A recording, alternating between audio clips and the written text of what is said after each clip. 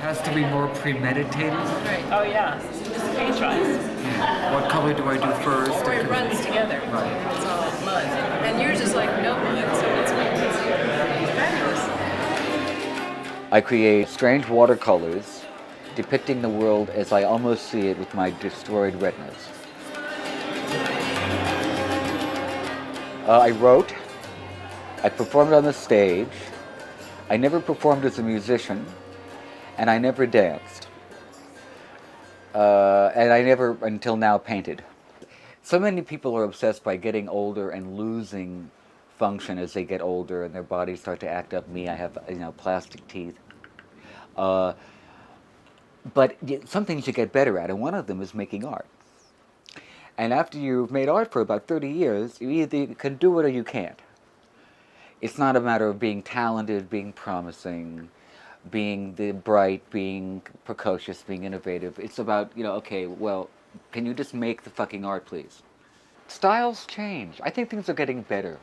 You do? Yeah, I mean, aesthetically, I think no one really knows yet what it's going to be about. But we know what it's not going to be about. What is it not going to be about? Agonized self-expression. Oh. Agonized self-expression is gone. It's finished. I don't think people will be into it because I think that more and more the artist is going to be called upon to be a painkiller.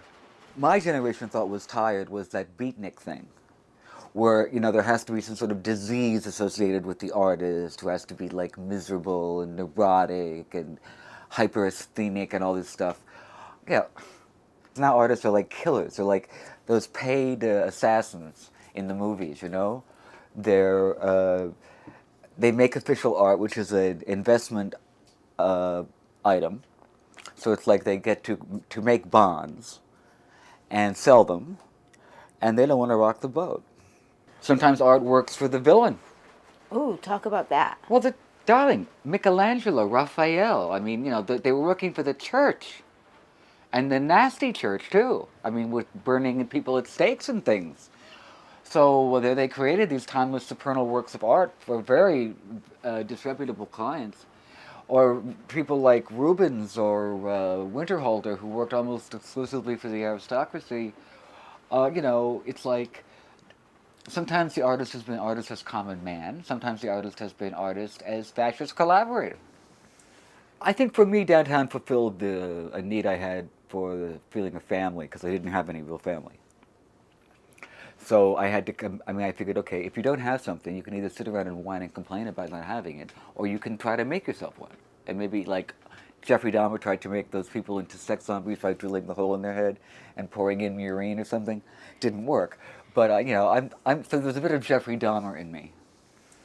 And I'm always ready to take a little experiment. So down here is where I met all these people, crazy painters who never sold a painting and who had to paint again and again and again and again and again on the same canvas so much that the canvases fell off the stretchers and sagged and were ruined and destroyed.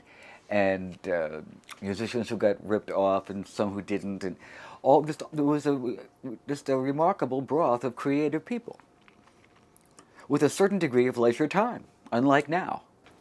In order to be a real New Yorker, one has to be a little crazy, a little late, a little attractive, and pretty smart. Okay, once I fell in love. I fell in love very deeply with another man. And we lived here in this space together. And were just as happy as two peas in a pod for about 2 years. And then we started to fight. And one day, we had a very bad fight, and we went out for a walk. We walked to Union Square. And we just have done it. We were like, I never want to see you again. I'm sorry, I'll always love you, but this doesn't work. It's toxic. And it's all very, very heavy. It's like a French movie. It's like goodbye forever. And so weird, so strange, and yet so happening, and just very heavy and very. And he sat down, and as you may recall, Teddy was a sturdy type, mesomorphic, Southern Italian type of guy, and he sat down on the bench and sat directly on the top of a large steaming pile of human shit. And we both started to laugh. And we laughed and laughed and laughed, and we laughed all the way home. That, to me, is the defining New York moment.